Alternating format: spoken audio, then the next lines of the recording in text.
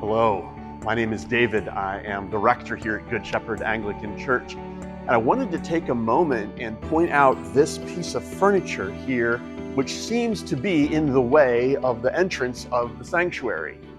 This is not unintentional, it's very intentional. This is a baptismal font. And so in this, we have a bowl, and in that bowl, there's some water. And it is placed right here at the entrance of the church. So when you come into church, you have to walk around this baptismal font. You are confronted with it. It's hard to not notice it. And that's really intentional in a lot of Anglican churches. In a lot of Anglican churches, you go through the baptismal font to get into the church. The way that we come into the worshiping body and the people of God is through our baptism, through the sacrament of baptism.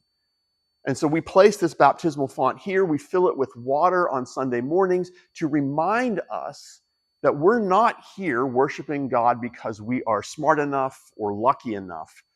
We're here worshiping God because He has redeemed us and called us as His new covenant people to the worship of His Son, Jesus.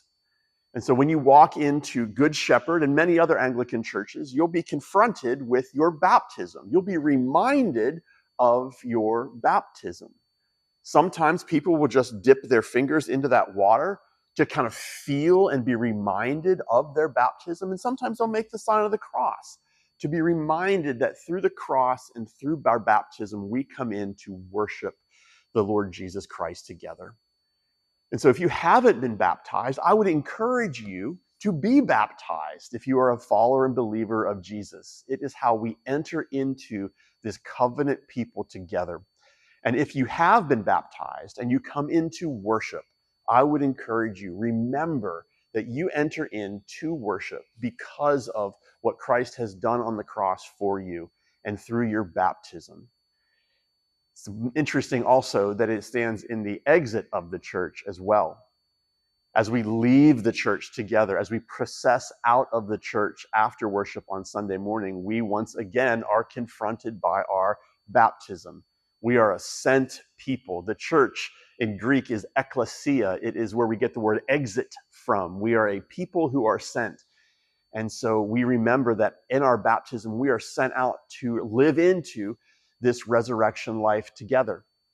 And so we're confronted as we come into worship with our baptism, and we are confronted as we exit worship with our baptism, remembering that it is all of Jesus who has redeemed us and reconciled us and called us to be His people. What part of your life does your baptism play? And if you haven't been baptized, I would highly encourage you, if you are a follower of Jesus, it is the first act of discipleship that we enter into, to be baptized. God bless you. Hopefully we will see you soon.